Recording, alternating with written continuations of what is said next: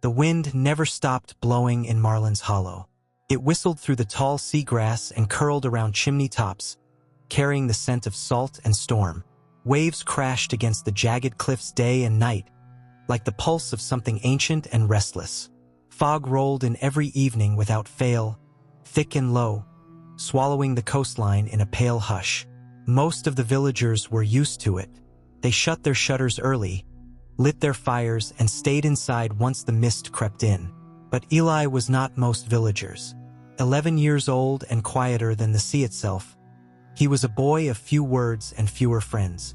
He preferred the rhythm of the ocean to the hum of village chatter. Most evenings, while others stayed in, Eli wandered the shoreline, boots sinking into wet sand, eyes scanning the horizon for treasures washed ashore. Driftwood, sea glass, the occasional rusted key or bottle worn smooth by time. Beyond the shore, on the highest cliff, stood the old lighthouse. It had been abandoned longer than Eli had been alive. Windows boarded, paint peeled, and the great lantern had not glowed in decades. Still, it stood like a watchful ghost, always present, even when the fog swallowed everything else. Eli had never dared go near it, until he noticed the cat. It was gray and white, with one torn ear and a tail that swished like a metronome. It wasn't anyone's pet, that much he was sure of. Stray animals were rare in Marlin's Hollow. Most creatures either belonged to someone or didn't last long. But this cat, it had a presence about it. He'd first seen it perched on a stone wall near the cliffs, body perfectly still, head turned toward the lighthouse.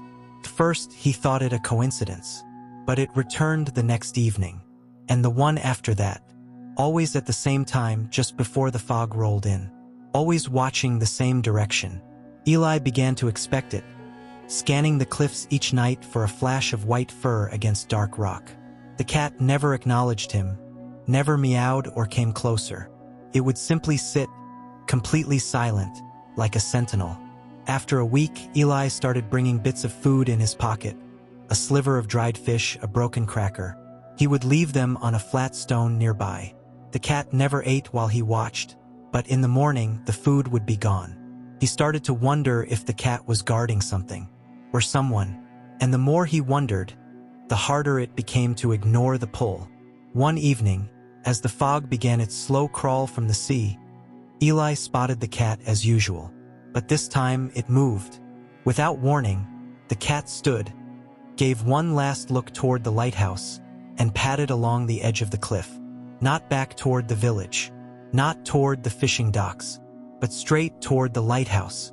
Eli's heart gave a strange little thud. He hesitated only a moment, then followed. The cat moved like it had done this 100 times. It paused at a bend in the path, glanced back once. Was it checking on him? Then continued. The fog grew thicker as they climbed, clinging to Eli's coat, turning his breath into little clouds. Sea grass whispered against his legs. The air smelled like salt and something else, something older, moss perhaps, or stone, or secrets. The lighthouse loomed closer, a dark silhouette in the gray. The stairs leading up to it were cracked and overgrown, and the iron gate at its base hung crooked, rusted through at the hinges. The cat slipped through the gate's gap without a sound. Eli stood at the threshold, the wind tugging at his sleeves. He glanced back toward the village, nothing but fog now. The world had fallen quiet. He took a breath and stepped forward. Whatever mystery the cat held, whatever secret waited in the bones of the old lighthouse, he knew one thing. He had to see it through, even if he didn't yet understand why. The fog swallowed the world behind Eli. Each step he took up the narrow path was muffled by the mist, his boots pressing into earth slick with damp moss. The cat was barely visible ahead of him, a gray and white blur weaving through the fog like it was part of it. The wind moaned faintly through the cliffs, and the sea, though hidden, continued its endless crashing far below. The lighthouse stood before him now, taller and more worn than he had imagined. Up close, it looked more like a crumbling monument than a building. Its white paint long peeled away by salt and time, its once bright windows now veiled in grime. The iron gate creaked gently in the breeze, swinging on a single rusted hinge. Eli slipped through, heart thudding. The cat sat waiting at the top of the stone steps that led to the entrance, tail curled neatly around its paws. Its eyes glowed faintly in the fog, unreadable. He climbed slowly. The wooden door to the lighthouse was cracked open, as if it had been waiting for years. He pushed it gently. He gave with a groan. Inside, the air was cold and thick with dust. The scent of old wood and salt lingered, mixed with something else. Something faintly metallic, like the inside of an old toolbox. The cat stepped inside first, paws silent on the warped floorboards. Eli followed, eyes wide. Time had stopped here. A rickety table stood near a shuttered window, its surface buried under a layer of dust. A chair leaned crookedly beside it, one leg broken. A cracked mug sat in the center of the table, as if its owner had simply stepped out and never returned. Cobwebs laced the corners of the room like fine lace. Eli moved slowly, taking it in. A low shelf held faded books swollen from moisture. A long abandoned coat hung on a rusty hook. And on the wall, slightly askew, was a small picture frame. He wiped the glass with his sleeve. Inside was a photo of a man in a lighthouse keeper's uniform, standing stiffly with a serious face and kind eyes. Beside him was a young girl, her hand resting on the shoulder of a cat with gray and white fur and a torn ear. Eli stepped back. His breath caught. Couldn't be.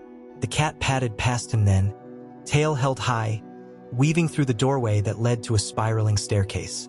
Eli followed again, this time slower, half expecting the steps to give way beneath him. The stairs groaned but held. Dust swirled in the air, catching slivers of the fading light that crept through the narrow windows. On the second floor, they entered what had once been a bedroom. A low bed with a woolen blanket eaten through by time, a desk with papers curled and yellowed, and a broken oil lamp on the windowsill. The cat didn't pause. It darted behind the desk, disappearing for a moment. Eli knelt beside it just as it emerged again. Something clenched between its teeth. It was a small, rusted key. The cat dropped it gently onto the floor in front of him. Eli stared at it. The metal was corroded, but the shape was clear. It was old, heavy, important. He picked it up. The key was cold in his hand, and somehow it felt deliberate, as though it had waited all this time for someone to come and use it. The cat turned and padded down the hallway, not toward the stairs this time, but toward a darker corner of the lighthouse Eli hadn't yet explored. He followed, key in hand, past peeling wallpaper and a long dead wall sconce. The hallway ended in a small alcove, bare except for a wooden cabinet built into the wall. It was locked. Eli's heart quickened. The key fit perfectly into the old iron lock. He hesitated, glancing once at the cat. It sat just behind him, tail twitching, eyes fixed on the cabinet as though it knew exactly what was inside. Eli turned the key. With a soft click, the lock gave way. He placed a hand on the cabinet's edge and opened the door slowly, breath held. What lay inside would not just answer questions. It would begin something else entirely. And as the fog pressed against the lighthouse windows, Eli realized the cat hadn't brought him here to end a mystery. It had brought him here to start one. The cabinet opened with a long, slow groan, as if even it had forgotten how to move. Inside, the air was colder, untouched for decades. A single object lay within, a thick, leather-bound journal, its edges warped with age. The initials TG were stamped faintly on the cover, barely visible beneath a layer of dust. Eli brushed it clean with his sleeve and sat cross-legged on the old wooden floor. The cat curled up beside him, its tail tucked neatly around its body, eyes half closed. Outside, the fog pressed harder against the lighthouse walls, turning the windows into milky shadows. Eli opened the book. The first page held a name written in dark, looping ink. Thomas Garrison, keeper of the North Cliff Light. The writing was steady at first. March 3rd. The sea's breath is sharp this time of year. The fog rolls in fast, hiding the rocks like teeth. Eliza's birthday was yesterday. I left her favorite shell on the windowsill. I think she would have liked that. Eli turned the page carefully. The next entries continued like this: brief notes on the weather, lighthouse duties, and quiet grief. He wrote of the tides, of boat lights on the horizon, of the long silence between letters from the mainland. Most of all, he wrote about Eliza. April 12th. No visitors in weeks. I've stopped keeping track. Eliza's scarf still hangs by the door. The cat keeps knocking it down. Perhaps he misses her too. May 6th. Heard something last night. Not the sea. A knock. Maybe? Wind, surely. But it sounded like footsteps, slow, near the cellar. Too tired to check. Eli leaned closer. His eyes scanned faster now. May 13th. Again the sound. A low groan from beneath the floorboards. I called out. Nothing answered. I'm not imagining it. May 15th. The fog hasn't lifted in 3 days. The waves crash louder, like they're trying to climb up the cliff. I sealed the cellar door. May 21st. Something is here. I feel it when I pass the stairs. The cat won't go near them anymore. Eli looked up instinctively, heart racing. The lighthouse was silent around him, save for the occasional creak of old wood. The cat, the very same cat? No, it couldn't be. Stretched and yawned beside him, utterly calm. Eli turned another page. The entries grew erratic, the handwriting shakier. Gaps of days, then sudden bursts. June 2nd. I saw her, Eliza, in the fog. I swear it. Her face at the window. But she's gone. I buried her. I remember. So how? June 3rd. I think it's the lighthouse. It remembers too much. Holds on too tight. Eliza, the cat, the sound. It's all tangled here. June 6th. If anyone finds this, forgive me. I had to put it away. The thing beneath the stairs. I couldn't destroy it. I couldn't bury it. But I hid it, locked it, sealed it tight. It wants to be found. Don't let it. Eli paused, breath-catching. There, beneath the final entry, scribbled hastily in the margin, almost missed in the fading ink. Beneath the stairs. Follow the cat. It knows the way. He slowly closed the journal, hands trembling. The lighthouse had fallen silent again. The cat lifted its head, blinked slowly at Eli, and then stood. Without a sound, it began padding toward the spiral stairs.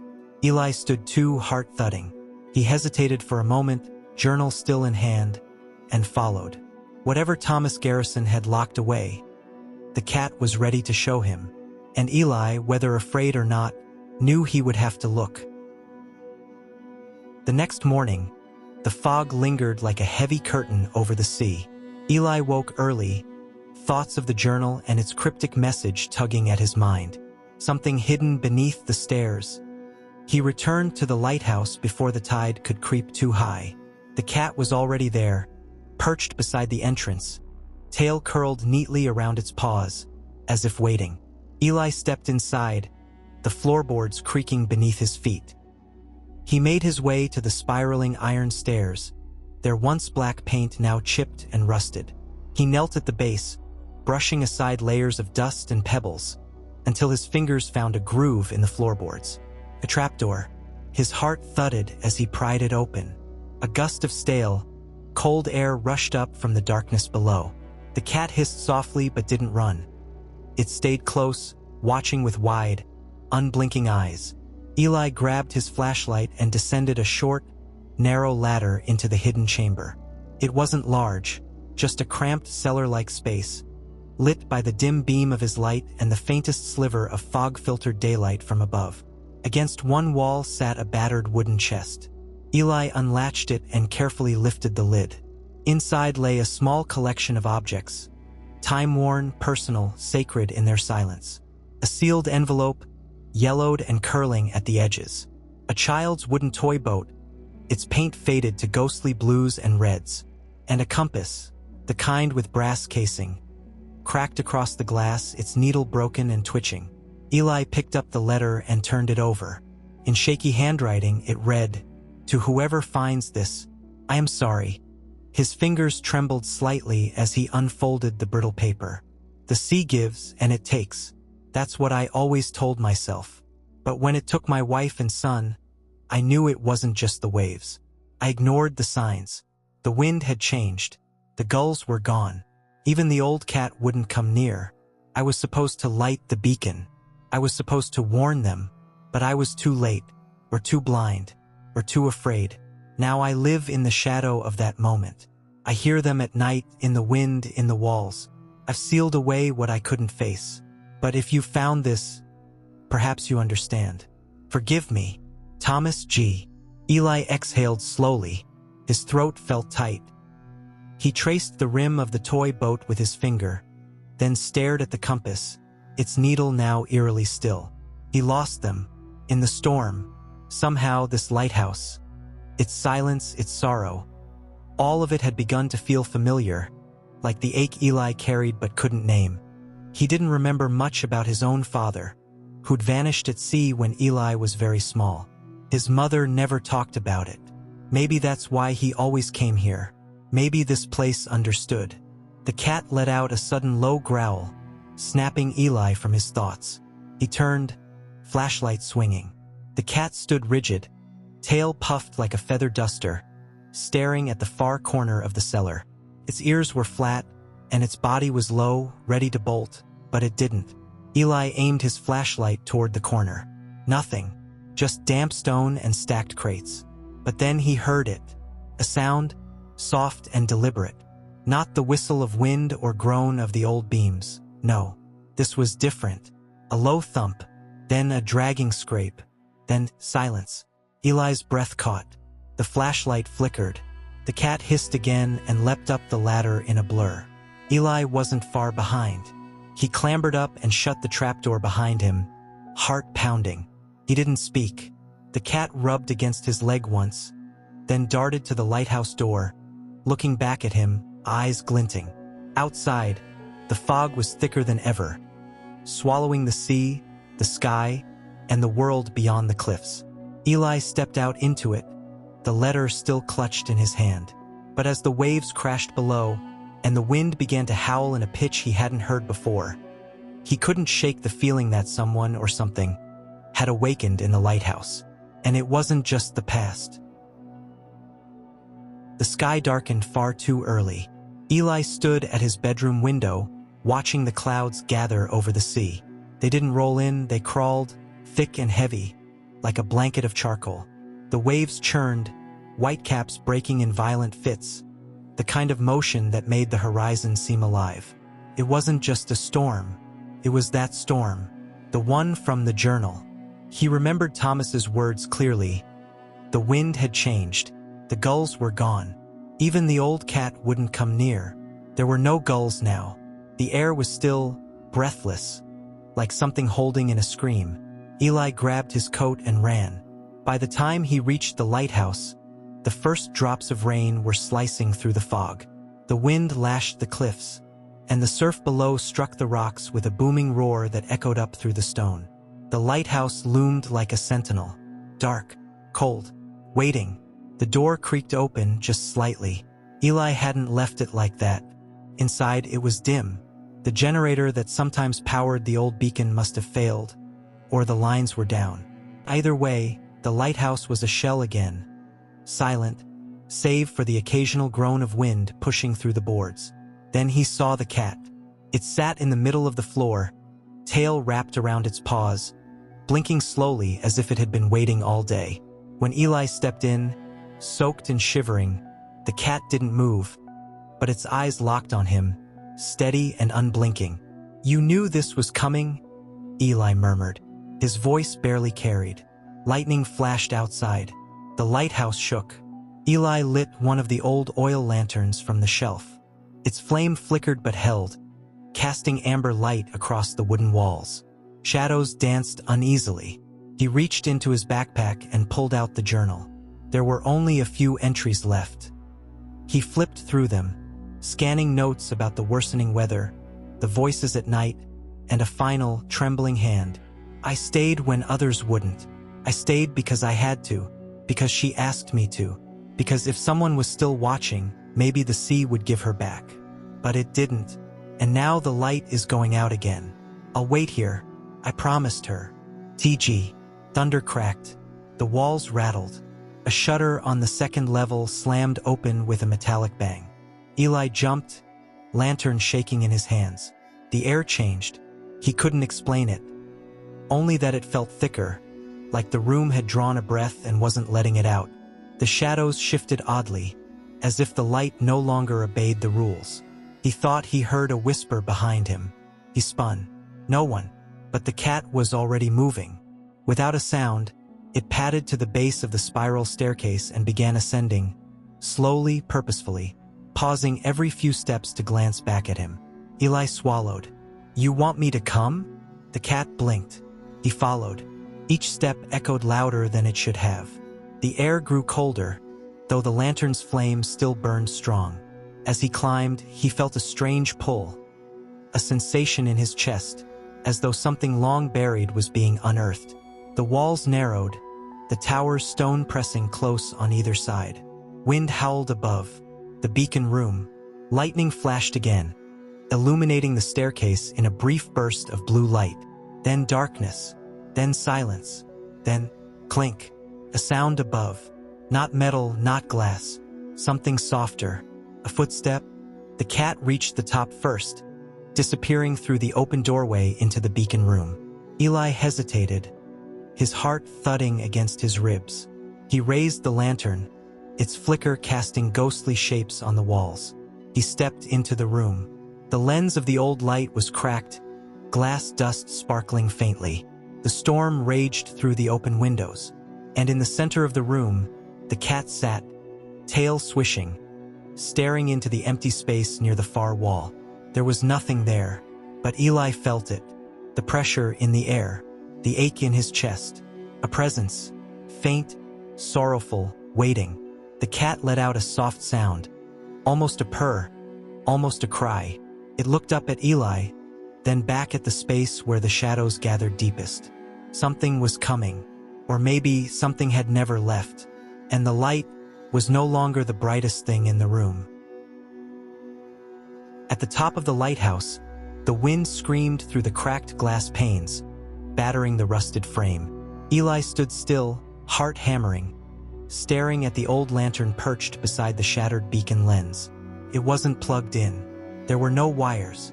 It hadn't been used in decades. Yet something about it called to him. The cat, calm despite the chaos around them, padded over and sat beside the lantern. Its eyes never left the sea. Eli approached, wiping dust and grime from the metal casing. It was heavier than it looked. Solid brass, weathered and cold. When he touched the handle, a jolt ran through his fingertips.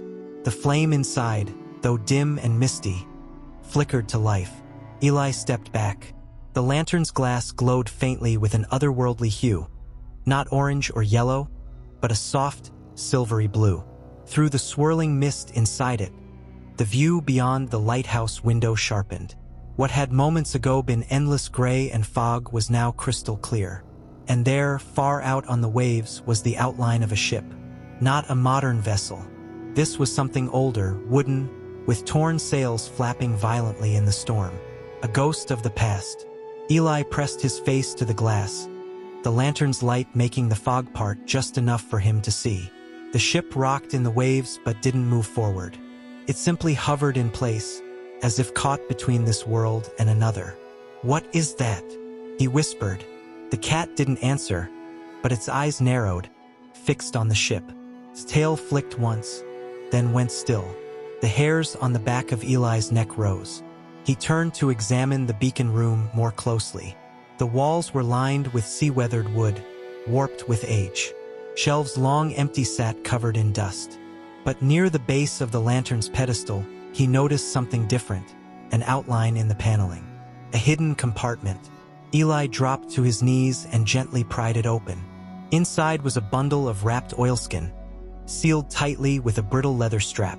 Carefully, he untied it, revealing a black and white photograph. A man in a lighthouse keeper's uniform, Thomas. Beside him, a woman in a long dress, her hand resting on the shoulder of a young boy. The child had dark curls, wide eyes.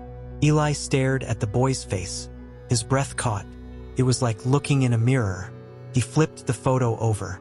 Faded handwriting curved across the back. Thomas, Lillian, and James, summer 1903. Keep the light burning. James, Eli's grandfather's name. The pieces fell into place. Eli sat back, stunned. The journal, the storm, the sorrow written into the walls of this place. It wasn't a stranger's history. It was his. Thomas hadn't just been the last keeper of this lighthouse. He had been Eli's great-great-grandfather. The tragedy that had taken his family, the guilt that had anchored him here, it had echoed through generations, forgotten until now.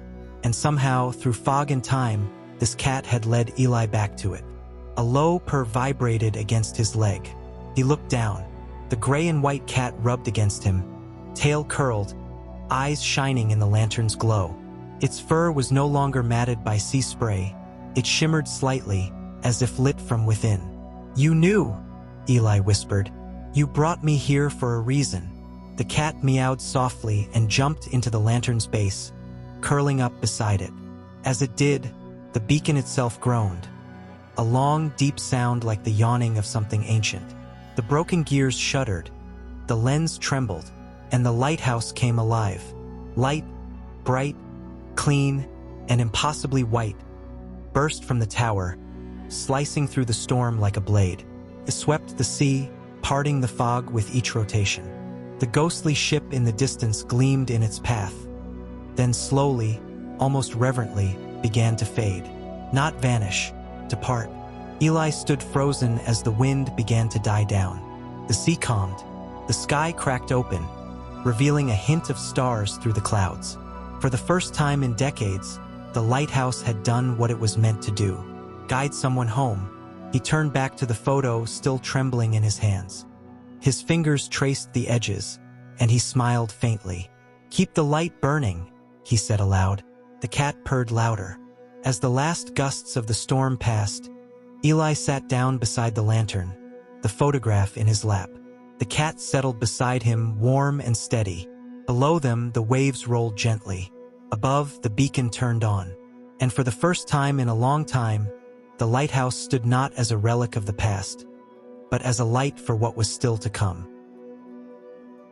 Morning broke with a strange kind of calm. The storm had passed, leaving behind a world washed clean. Trees dripping with dew, waves hushed and glassy. The fog that so often clung to the coastline had lifted, revealing the village below like a secret uncovered. And at the top of the cliff, the lighthouse stood with its beacon still turning. Inside, Eli sat on the floor beside the cold iron lantern, the gray and white cat curled up in his lap. He held a final note, hidden behind the photo he'd found the night before. The ink was faded, but still legible. "If someone finds this, then I can rest.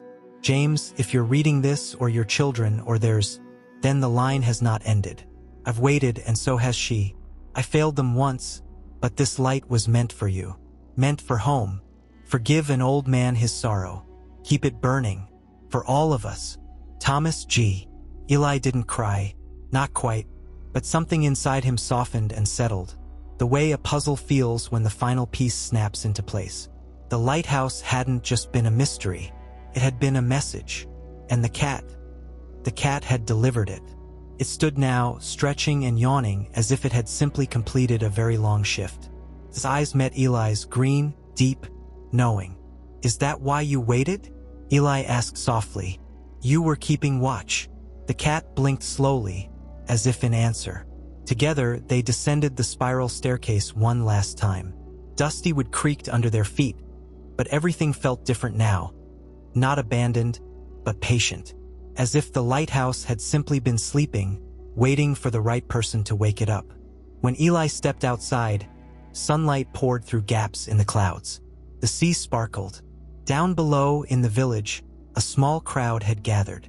People stood on porches or along the shoreline, pointing. A few had even begun climbing the path toward the lighthouse, because they'd seen it.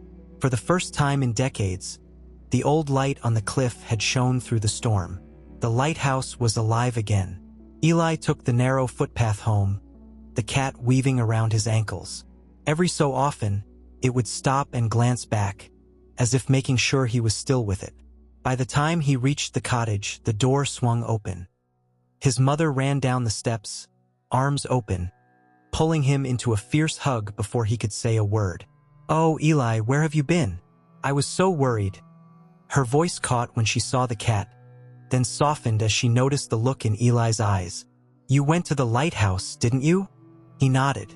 Then, without a word, handed her the note from Thomas and the photograph.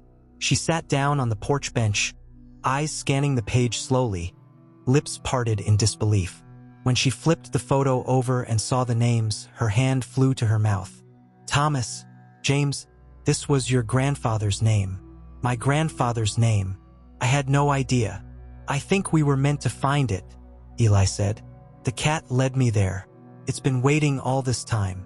She looked up, eyes shimmering. "And now you've brought it home." Eli sat beside her, the cat leaping up to nestle between them. For a long moment they said nothing. Only the waves and the call of distant gulls filled the silence. Later that week, the mayor of the town stopped by. So did neighbors, curious and excited. A reporter from the local paper asked Eli for an interview. "Did you really find a light that still works? Is that your cat? Are you related to the old keeper?" Eli answered every question simply and calmly. Yes, he found the light. Yes, the cat was with him. Yes, he was Thomas G.'s great-great-grandson. The town offered to help restore the lighthouse. A few volunteers even hiked up with tools and supplies. But Eli insisted on doing the first work himself. Felt right. Felt like his place now. And the cat? It never left. It spent its days lounging on the windowsill of Eli's cottage or perched on the cliff edge beside the lighthouse. At night, it curled at Eli's feet or watched the stars from the beacon room. No one ever quite figured out where it had come from, but no one questioned it either. Eli cleaned the windows, cleared the stairs, and polished the brass lantern until it gleamed. He replaced cracked panes, repainted the door, and repaired the wiring. But he left one thing untouched, the journal. It stayed on the shelf in the lantern room, just where he'd found it. A reminder of what had come before. One evening, weeks later, Eli stood in the beacon room as the sun set, casting golden light over the sea. The lantern beside him flickered gently, casting long shadows on the walls. The cat rubbed against his leg and purred. "I'll take care of it," Eli whispered. "You can rest now." Outside, snow began to fall, gentle, quiet, soft as memory. Inside, the fire crackled in the old stove. The cat curled into a warm ball of fur, its eyes closing slowly. Eli sat beside it with a mug of tea in his hands, a journal in his lap, and the lighthouse light sweeping across the darkening waves. Sometimes, legacy isn't a grand thing. Sometimes it's quiet. Sometimes it's a boy, a cat, and a promise kept. Sometimes, angels have whiskers.